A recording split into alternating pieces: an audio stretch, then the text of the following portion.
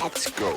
You're listening to Making Data Simple, where we make the world of data effortless, relevant, and yes, even fun. Podcast listeners, I've got Douwe Kiela with me today, who is a top AI researcher who led the research team at Meta that introduced RAG research way back in 2020. He also has been the head of AI research at Hugging Face. He is now the CEO of Contextual AI. It's an enterprise RAG company that helps deploy RAG agents to production for Fortune 500 companies like Qualcomm, HSBC, and others. He also has a really cool presentation on YouTube around RAG agents in production, like lessons learned. Welcome, Douwe. I greatly appreciate you being here. Sure. I'm Douwe Kiela, CEO at Contextual AI. I'm also an adjunct professor at Stanford. For this, I was the head of research at Hugging Face. Before that, I spent 5 years at FAIR, as you said, doing a bunch of different research projects, including RAG, retrieval augmented generation. So, yeah, it's a pleasure to be on the show, and it's been a long time. So we recently celebrated the 5-year anniversary of RAG. Feels like a long time ago, and a lot has happened since then. Intern at IBM at one point too, right? Yeah, that's right. Yeah, I was a part of the Extreme Blue program in Amsterdam, which was how in the hell did we let you go? That's what I want to know. I think I was like 22 or something at the time. So, yeah. A long time ago. Well, that's fantastic. We shouldn't have let you go. That's fine.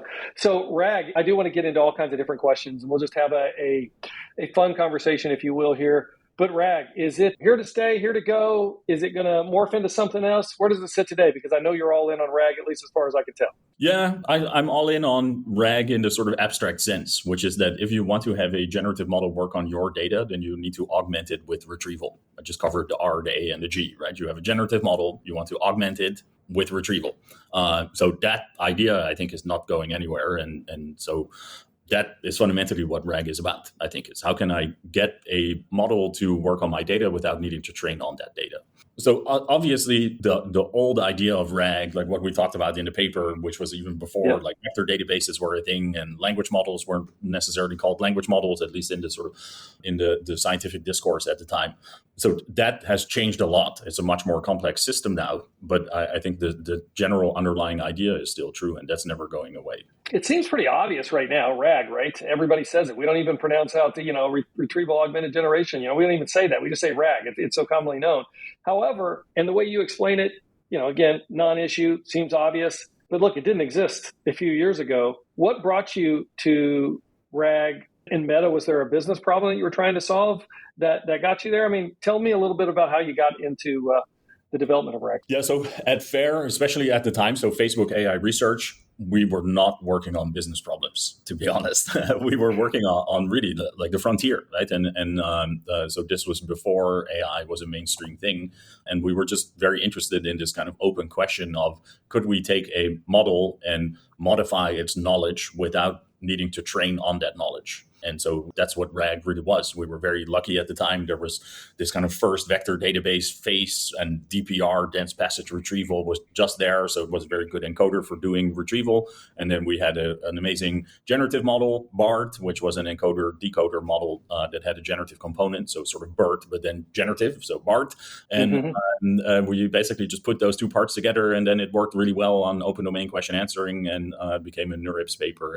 And that just seeded this idea that you could take a generative model and then use retrieval to give it the right context. And so that's really the big open problem of our times right now. It's not really about generative models anymore. Like, how can you build the best language model? I mean, that's part of it, obviously, but that's commoditizing rapidly. The big open question is, how do you contextualize that generative model so that it can solve the problem it needs to solve? But do you think RAG will be here to stay, or will it develop or evolve into more like fine-tuning or adjusting the parameters of the base model itself so it's kind of customized as your own model? I guess if you have the GPUs to do it. But if they're smaller models, or if we move towards smaller models, it's certainly possible. Do you think that's where we're heading? You say, no, hey, RAG's always here to stay.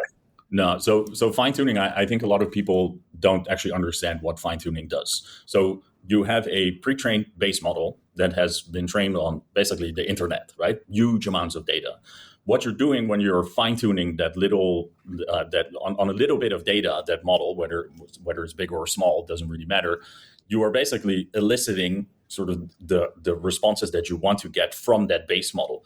But injecting new knowledge into a base model that has been trained on the internet with a little bit of knowledge that is kind of separate that you're using for fine-tuning, that is just not how it works. So you can get it to be very good at style. You can get it to be very good at sort of basic kind of vibe testing things that you might want to see. But actually injecting new knowledge into a base model like that is just not possible. And so that's why RAG makes a lot of sense, is so that you don't have to do that. You ever heard of IBM InstructLab? Nope. It's a technology we developed that actually, it's a third option. It's not fine tuning. It's not RAG, but it does adjust the parameters with synthetic data.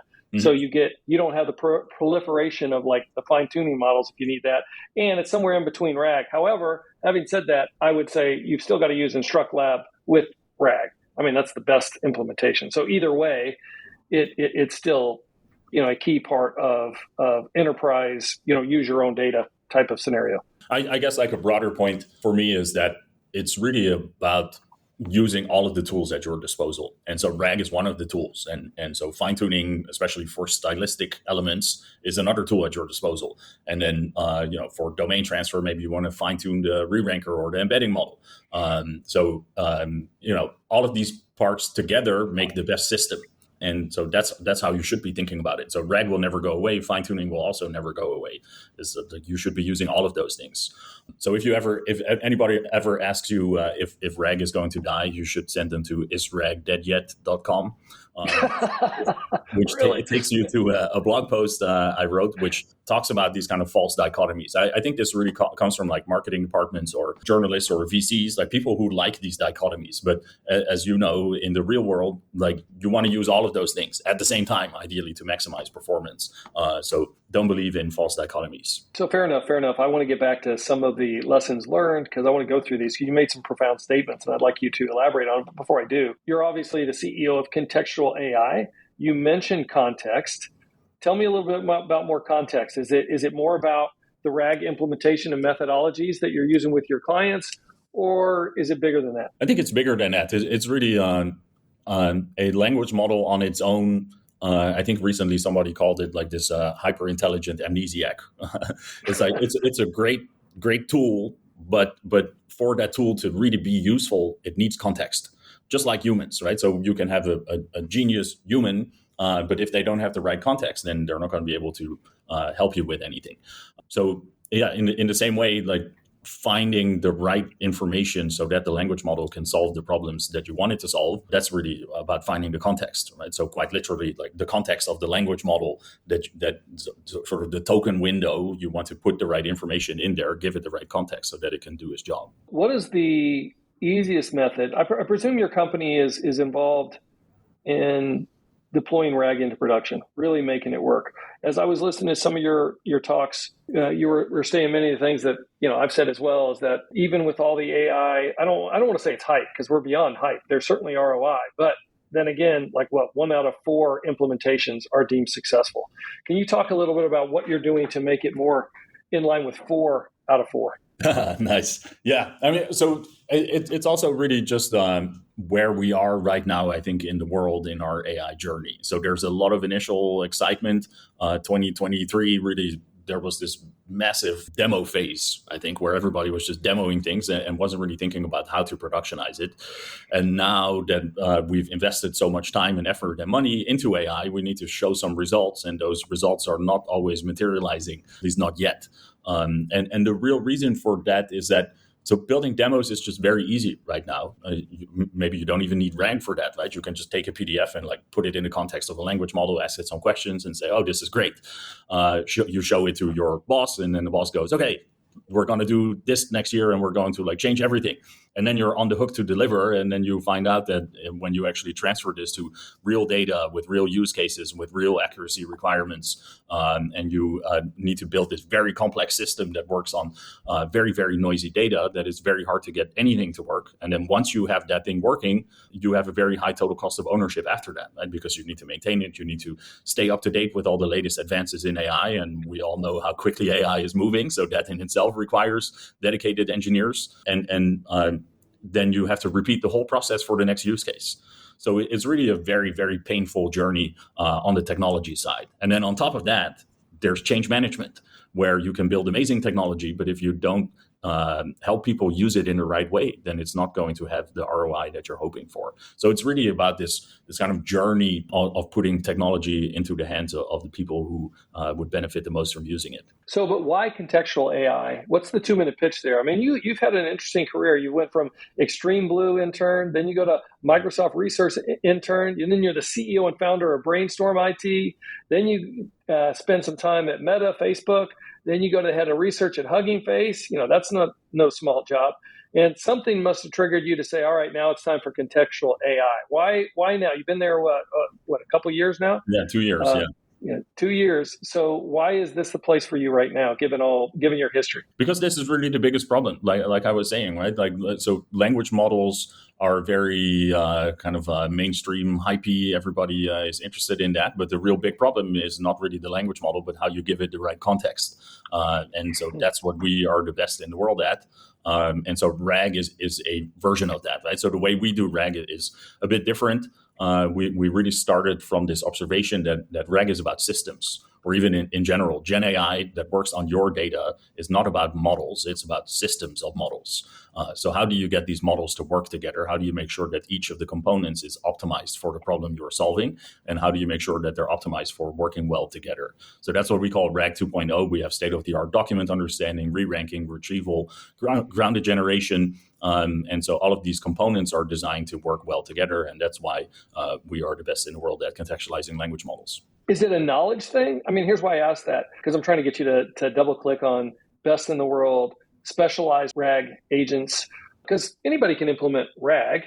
I mean, it's out there for the taking. What makes contextual AI? What's your secret sauce? Yeah, anybody can implement RAG as a quick baseline for a demo. Not anybody can build a RAG system that is production grade, that has very high accuracy, very accurate attributions, that works on millions of documents that are extremely noisy. So our secret sauce is really the research that we are doing around how to be the best at RAG. So that starts from measuring how good you are at RAG evaluation, then designing all the components individually to be the best in class for what they're doing. So a re-ranker, for example, making sure that that's state of the art by a large margin. And then third, making sure that all of these components work well together. So it's a compound system. If your extraction is bad, you can have an amazing retrieval system and an amazing language model, but you're still going to get the wrong answer. Or if you have an amazing language model, but your retrieval is wrong, then you're still going to get the wrong answer. So all of these parts need to work well, and they need to work well together. But is it a methodology, or is it the tech underneath, or is it both?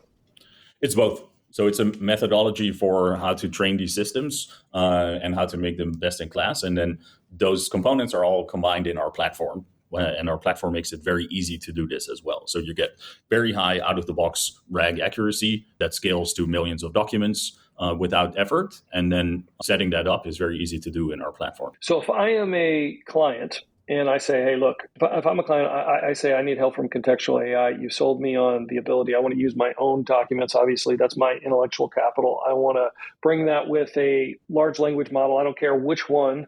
But I need to solve whatever use case, whether it's an assistant or whatever the case may be. What is your standard process? I mean, what would I expect of that engagement? Yeah, so you can do it yourself right now. If you go to our website and you click on try it, that logs you into the system. And then you would create a data store. You put your documents in the data store, and then you can build as many agents as you like on top of that data store. So it's really very easy to set up these agents in a matter of minutes. Out of the box, their performance should be competitive, and then can specialize all of the components. And we give you lots of control and different knobs so that you can really get max performance out of your RAG agents. Well, what's the monetization strategy then? I mean, what can I expect as a client? What is the pricing? What am I going to pay to do this? Yeah, so we charge just like a normal language model, but now it's contextualized on your data. It's dollars per token. So it's consumption-based pricing, exactly like what you would have with an OpenAI. And then if you are a larger enterprise and you want to have provisioned throughput, then you would buy model units. So kind of the standard pricing that everybody follows in the field. Can I choose any large language model I want to use, or is that chosen for me? You can. So you can use just the retrieval part and then just take the retrieval results and give that as context to any language model. We also have our own language model. It's our GLM, our grounded language model that has been specifically trained for RAG. So it's not good at brainstorming. It's not good at creative writing for people in the marketing department, but it's really, really, really good at not hallucinating and making sure it gives the right answer based on the context that is provided. And if that context does not contain the right answer, it's also very good at saying, I don't know, which is really a killer feature for something like this, right? If you have a low tolerance for hallucination, it's much better to say, I don't know, than to make something up. That's the trick, right? I mean, otherwise you're going to get hallucination. It thinks it needs to come up with an answer. I don't know is a great answer. Exactly.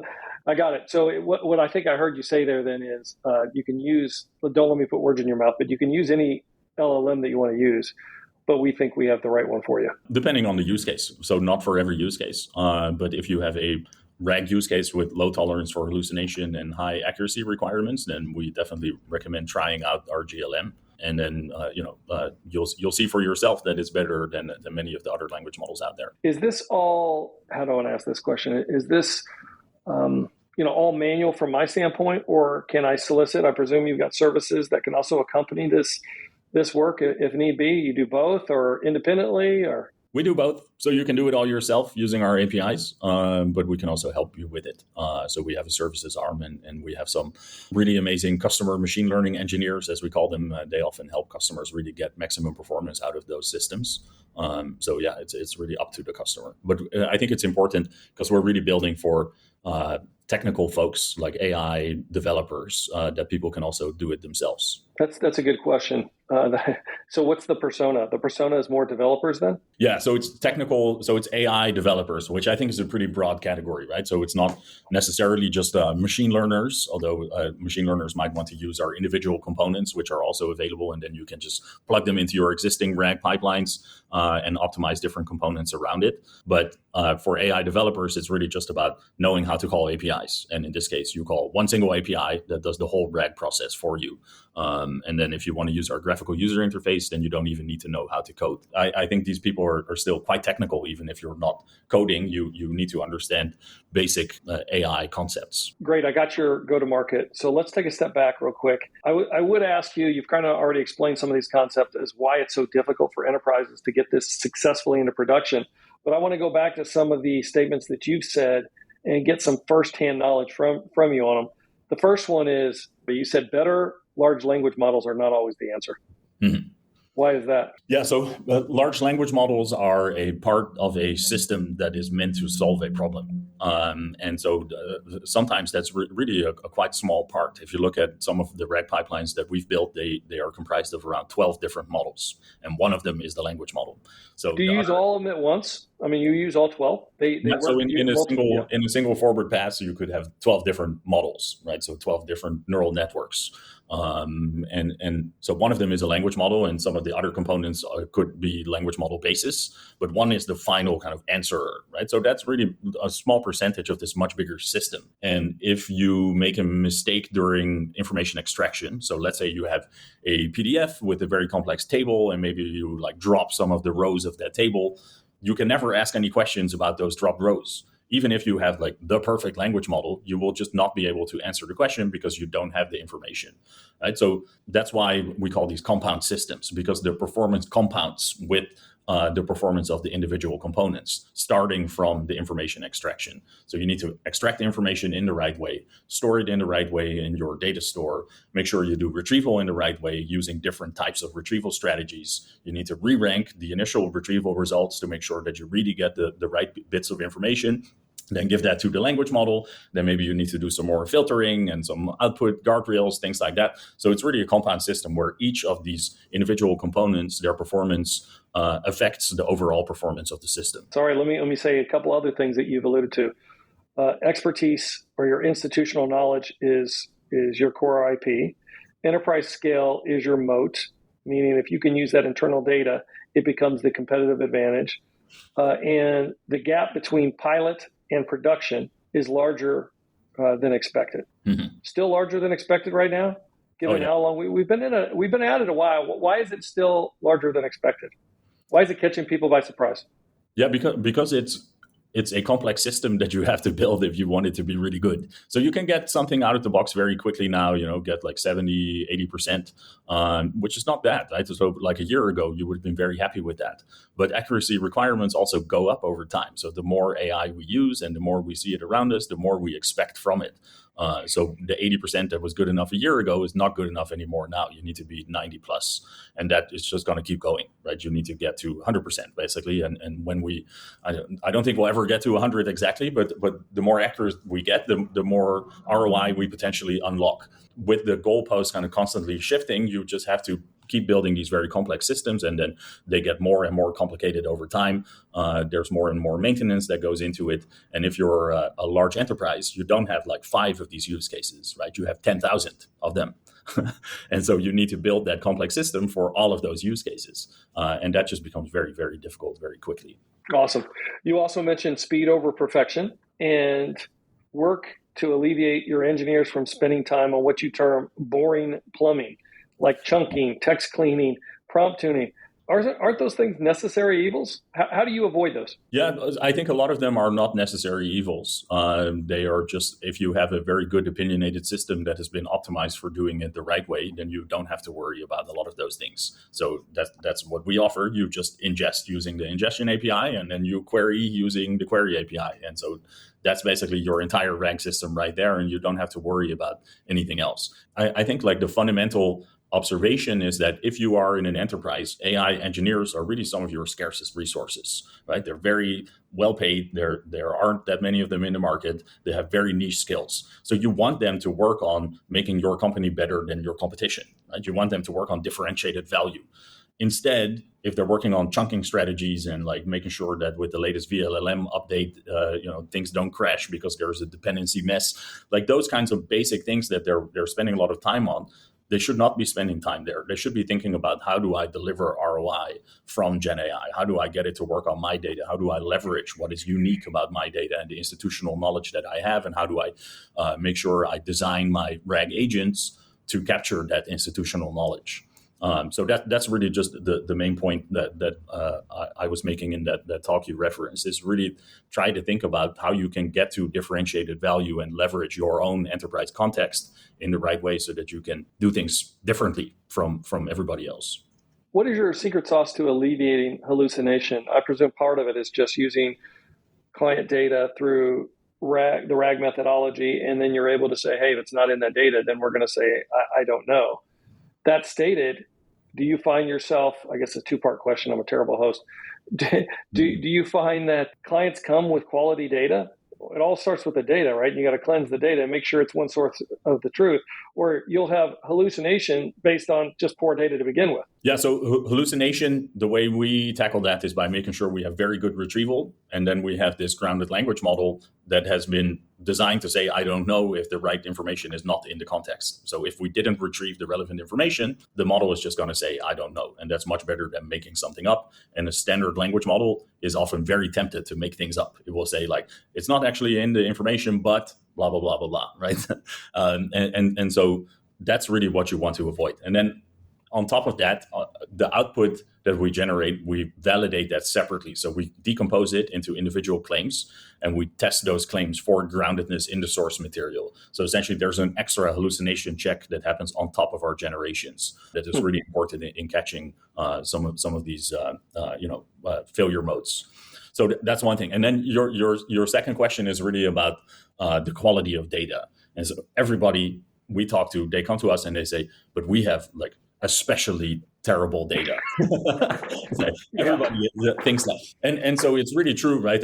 So if your data is terrible, it's very hard to get things to work. And so there's this kind of motto that you always hear repeated, I think often by people who don't actually understand what it means, which is garbage in, garbage out. A lot of people kind of like throw that around, I think, without really understanding what that means or where that comes from. But there's a truth in it, where you cannot be better than your data. So there is a limitation there. But I think in the next couple of years, what we are going to see is that you don't have to make your data ready for AI. That used to be the case. It probably still is the case, where if you have cleaned up data, you're going to be doing a better job. But where we're going is we need to make the AI just good enough for your data. however terrible your data is. And that's the really big open challenge, I think, right? I think a lot of folks are investing a lot of time now in cleaning up their data that might actually go to waste. You should probably just wait for AI to be good enough to work on any type of data. And we're very close to that with agentic RAG capabilities. Right, so just having a giant blob of data, and then an agent can actually like try to find something. If it finds the wrong thing, it can reason about like, oh, actually, I should have searched for that, or oh, actually, I found these two different conflicting pieces of information. Let me gather a bit more data, and then maybe I can figure out what the right answer is. So that's coming, and it's coming very quickly. How will you know when that's ready? Is that a reasoning capability within the language model that you mentioned? Because I'm with you. I do have some clients, which makes me a little uneasy, that are waiting because of exactly what you mentioned. They don't want to have to do anything to their data, and they're waiting for the AI to take care of that too, so that they can just throw all their data and magically they get the right answers. Yeah, I think you can already do that right now. Probably not with a general purpose solution, but with a specialized agent, you can probably already get that to work right now. So, but I think waiting in general with AI is a terrible decision. I know that's why I like.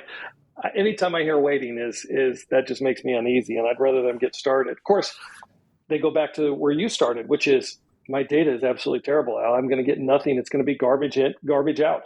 Yeah, but that's a cop out from people who don't understand what that means. You can still get a lot of value if within that garbage data there is some valuable data. You just need to find a way to get it out, and there are lots of ways to do that. You also talk about making AI easy to consume, meaning you seamlessly integrate into existing workflows and to wow your users early with some aha moments. Can you say more on that? Yeah, so I think one of the big things that we sometimes see happening is that people have built this great AI system and then they're complaining that nobody's using it.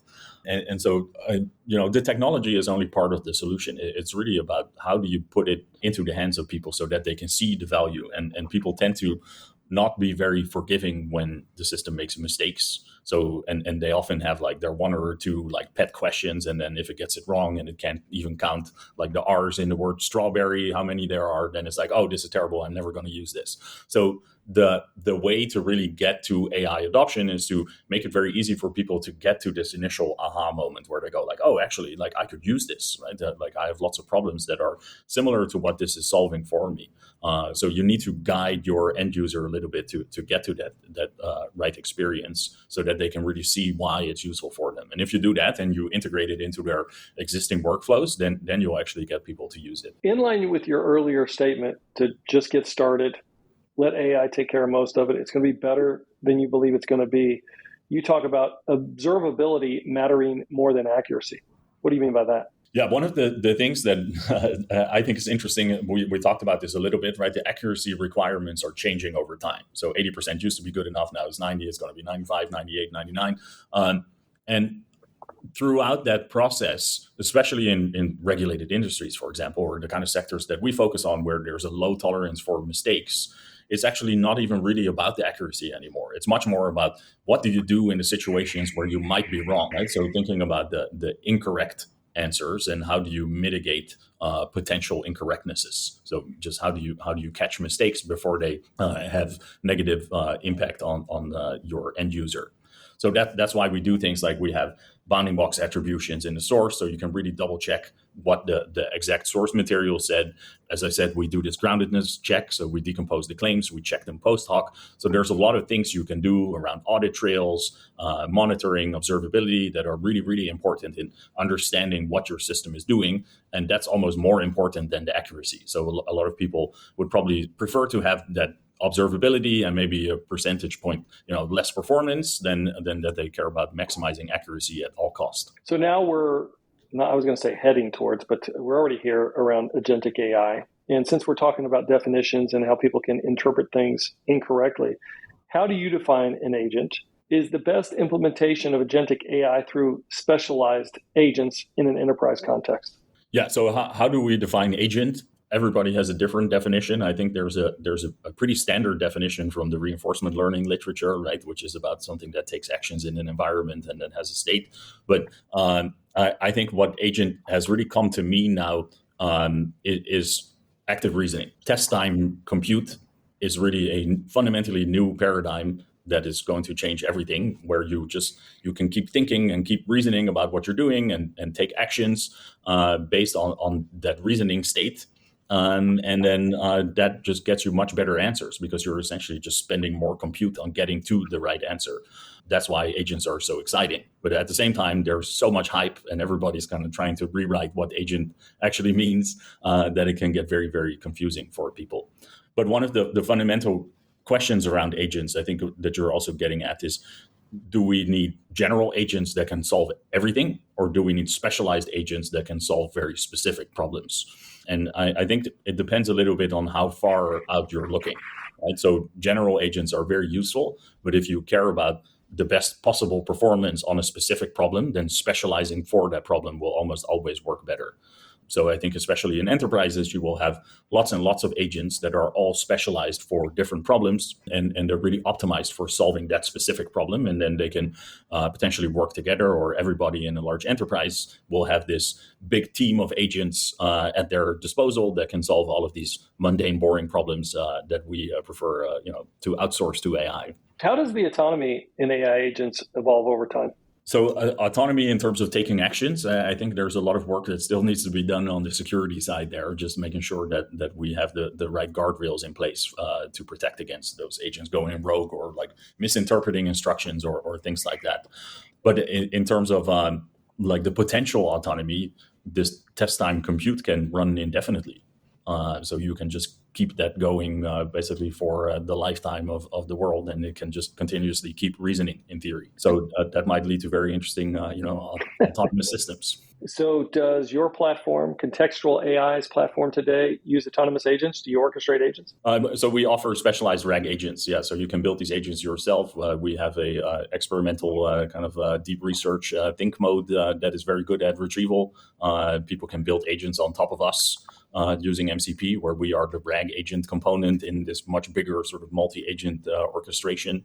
So there are different ways to leverage agents in our platform. Anything that I didn't ask you that you wish I would have? I think maybe one thing that is interesting could be around the different components that exist in a RAG pipeline. Right? So there are like small things around like document understanding that can be really important in these compound systems. So how do you make sure that you really extract the right information, let's say from a diagram, right? Or we work a lot in like semiconductors, like circuit diagrams that are very complex, or very complex tables or code. Like the little things really start to matter in these information extraction systems if you want to get the best performance. And the other really important component in a RAG pipeline is the re-ranker. And so one research direction I'm excited about is, can you give these re-rankers the ability to follow instructions so that you can prioritize data? And especially in enterprises, you have these kind of data hierarchies, right? So for some problems, you care about recency, others you care about specific document types or sources or who wrote the document. And so you want to be able to capture that information through prompting the re-ranker, not prompting the language model. So these instruction following re-rankers, I think, are really a very good way to get RAG systems to take them to the next level. Fantastic. Where can folks reach you, and where can they reach Contextual AI? Yeah, my name is pretty unique. So you can find me on Twitter and LinkedIn and other places. And the company is contextual.ai. Fantastic. Unlike Al Martin, I'm sure, you're the one and only. Oh, nice. I wish I had that problem. Hey, just a couple more before we break. Do you have a contrarian view for AI in general, just in terms of the topic, the hype cycle, anything? Yeah, so I think my contrarian view, I don't know if it's contrarian, but I feel like a lot of people are aiming too low. And they're saying, I want to have like RAG on my data, and then I can ask it who my 401k provider is or how many days of vacation I get. And like, that's not really where the ROI for AI is. So I would encourage people to be much more ambitious in the types of use cases that they're trying to solve, and really solve high ROI use cases, and not just go for the low hanging fruit, answering simple problems that are not very valuable. What would you say is a very high value use case? A quick example. Yeah, so an example is what we're doing with Qualcomm, where they have these extremely complex technical questions that take them a very long time to answer if they were to answer that with a person on the other end. And so our AI system does a great job there over decades of information, highly technical content, millions of PDFs, and it does a great job there. So if you had to do that manually, that would be a lot of work. And these questions, they're very complex. When I see the question, I don't know what it means, let alone what the answer means, but the system does a great job. All right, fair enough. Let me ask you another one. I know you have a point of view. I was going to get into some, your thoughts on DeepSeek, China versus US, all this stuff around AI. I know you have a point of view on, but I think the way I'll kind of wrap it up is, I've been listening to Jeffrey Hinton as of late, and he doesn't paint a very good picture. I mean, it's almost like I have a hard time putting what I want to say. It's almost like shock information. Every time I see his name, I say, well, I got to listen to this just for fun. And, he's predicting the demise of humans for the most part. I mean, I think like 20%, he says he's 10 to 20%. We're not going to be here very much longer. Where's your head at in all this? I am a techno optimist. So I understand where Hinton comes from with that, but I think if we do things the right way, AI actually has a lot of potential to help us be more human. So it can take care of a lot of the boring stuff, like we just talked about, a lot of the boring, mundane work that we do every day, which will give us a lot more time to focus on the things that we are uniquely good at, which is to be human with each other. And so the kind of social interactions and things like that, I think we'll have a lot more time for that. And for AI to really take that over, I think it is a bit of a different kind of proposition than what Hinton is afraid of there. I'm with you. I mean, obviously, I'm an optimist with this. I mean, every transformation we've done has always, I think, started this way. And I work 24/7, so it's not reduced our work any. In fact, it's created more work. It's just different. Now, I know that there's many out there would say, but this is different. But I'm sure that they said every other revolution was different too. That's an interesting point, though, because I do think that this revolution is different. It's like I've said this at a bunch of different panels and things. It's in retrospect, when people 100 years from now look back at our time, they will say, okay, there was the AI revolution, which was really big. And then before that, there was the internet revolution, which actually wasn't that important. The main reason we had the internet revolution was so that we could get the data to get to the AI revolution. And that's really, I think. I agree with you. Like the internet will look much less significant from the future than AI. Totally. I think this is game changing. It puts everything together: unlimited data, unlimited access, unlimited speed. I mean, on and on. It's just all coming together right now. Yeah. Last question. What do you do for fun? I hang out with my kids. I wish I had more time for that. But that's really, that's the most fun for me. My advice to you, having 3 kids that are now out of the home, man, spend time. They always say it's going to go by fast, but it goes by faster than even you would envision.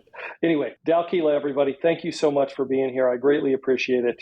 Very informational. And folks, check out Douwe online. Check him on YouTube. He's got a lot of great blogs and presentations that I think you'll find a ton of value from. Thank you for being here. Thank you. Team, hit us on almartintalksdata@gmail.com. Love to hear from you. And until next time, we'll see you on the podcast. Bye-bye.